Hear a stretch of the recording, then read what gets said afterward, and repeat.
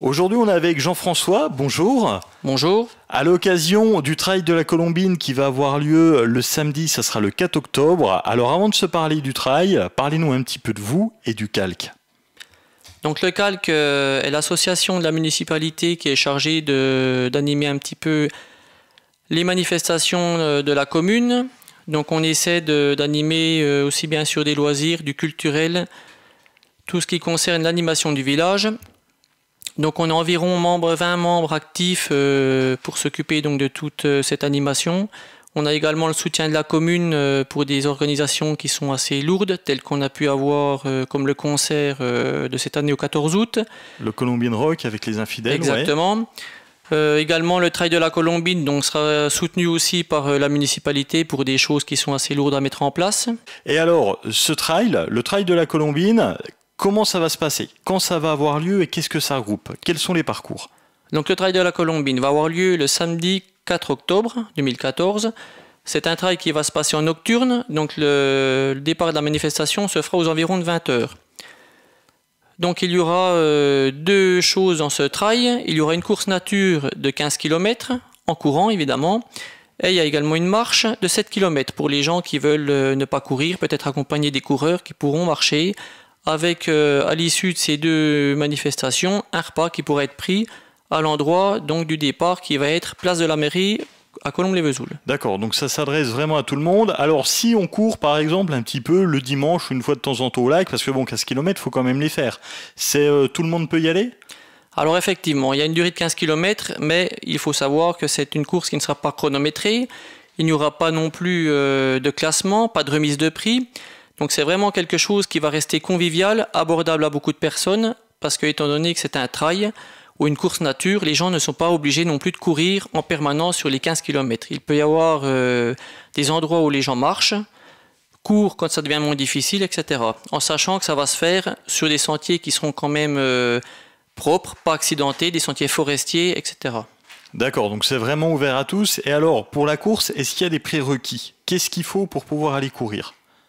Alors, pour pouvoir participer à cette course, effectivement, on demande quand même à ce que les gens qui ne sont pas licenciés dans un club d'athlétisme puissent nous fournir un certificat médical de manière à ce qu'ils puissent quand même être aptes à pouvoir faire cette course-là sans qu'ils aient le moindre accident.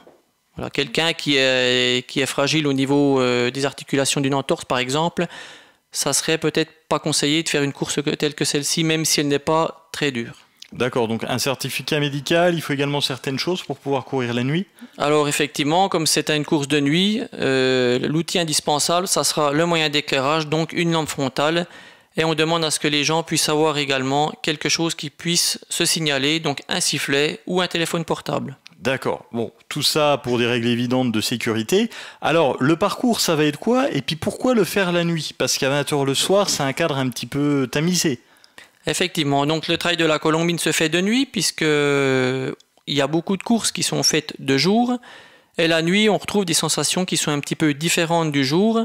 Alors même si on ne peut pas voir le paysage tel qu'on le verrait en pleine journée, malgré tout on découvre quand même des choses qu'on ne voit pas le jour, notamment les bruits qui sont perceptibles par la Colombine, donc sur la moitié du parcours quasiment. On traverse aussi des villages qui sont éclairés où on peut déambuler entre des maisons, avec des éclairages qui seront au niveau de passerelles lorsqu'on va franchir la Colombine à différents endroits. Donc en fait, plein de petites choses qui vont pouvoir être agrémentées, je dirais, le fait que ça se passe la nuit, par la nuit. Ça va être une belle balade nocturne. Alors on passe, je crois, on peut dire les quelques villes qui sont traversées par le parcours. Colombes-les-Vesoul. Ouais. Ensuite, il y aura un ravitaillement sur la commune de Denvalet-les-Colombes, donc pour les marcheurs. Et également un ravitaillement sur la commune de Calmoutier pour les coureurs. On sait à peu près presque tout. Alors, petite info, on a parlé d'un repas tout à l'heure. Qu'est-ce qu'on va retrouver dans... J'aime bien manger. Qu'est-ce qu'on va retrouver dans le repas? Alors, on était soucieux quand même du repas à la fin, puisqu'il faut que ça soit quand même quelque chose de copieux, puisque les gens auront fait quand même 15 km dans les bois, ou 7 km pour les marcheurs. Donc, dans le repas, c'est un repas quand même avec une entrée, un plat, avec charcuterie et viande, et également un dessert. Et une boisson donc qui sera au choix, avec une buvette effectivement à disposition pour la suite. Et il y a même du fromage, il me semble. Et il y a également un morceau de fromage. Si vous aimez manger, vous y allez, vous courez un petit coup. Et alors tout ça, ça coûte combien? En termes de tarifs, ça donne quoi? Donc la manifestation seule, la marche et la course sans le repas donc, est à 7 €. Donc je précise que les 7 euros sont là pour couvrir un petit peu tous les frais d'organisation qui sont relativement importants, aussi bien au niveau des ravitaillements, des problèmes d'assurance, etc. Et donc les gens qui veulent prendre repas à l'issue de la marche et de la course, ça fait un montant de 15 euros. D'accord, donc ça reste vraiment accessible à tous.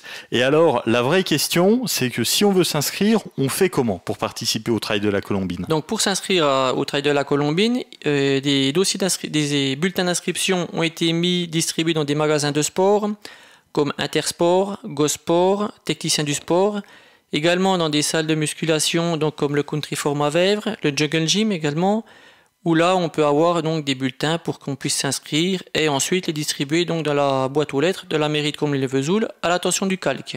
D'accord, donc si on va faire ses courses par exemple à Intersport Vesoul, on récupère un bulletin d'inscription et on s'inscrit directement.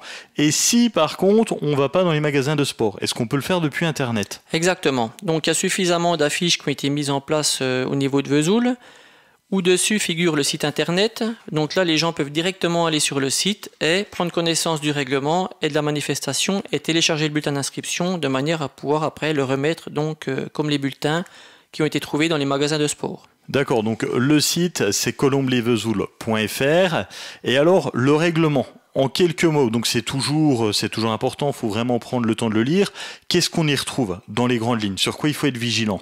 Donc, au niveau sécurité, on parle beaucoup de la sécurité par rapport à l'équipement qu'on doit emmener, à savoir qu'il faudra que chaque personne soit équipée d'une lampe frontale puisqu'on est évidemment en nocturne, également d'un moyen de pouvoir être signalé ou signaler, à savoir donc un sifflet ou un téléphone portable. Et puis donc il y a pas mal de choses qui sont dites sur le règlement qui sont importantes aussi par rapport à la sécurité, au parcours. Il y a également des échappatoires qui ont été mis en place pour des gens qui voudraient abandonner tout le long du parcours. On pourra s'en occuper, les prendre en charge pour les emmener donc après sur le lieu du repas. Vous allez pouvoir profiter du cadre de Danvalais, de Calmoutier, de Colomblay-Vesoul la nuit, ça va être absolument super. Et alors, juste avant de vous redire que ce trail, ça a lieu le 4 octobre à Colomblay-Vesoul, tu tenais à remercier quelques partenaires qui permettent au trail de pouvoir perdurer. Effectivement, donc comme c'est une organisation qui est relativement lourde, donc on a réussi à avoir le soutien de la municipalité évidemment, également du conseil général de la Haute-Saône et aussi du magasin donc Intersport qui nous a bien aidé aussi sur l'organisation ainsi que sur le matériel. Eh ben c'est noté, donc rendez-vous le 4 octobre, ça se passera à Colomblay-Vesoul, c'est le Trail de la Colombine, 2 parcours, 15 km de course ou alors 7 km de marche, 7 euros sans le repas, 15 euros avec le repas, 8 euros. Tout est compris, entrée, plat, dessert, fromage, une boisson. Alors allez-y, ça se passe sur le www.colomblayvesoul.fr. Et pour s'inscrire, c'est avant quand, Jean-François?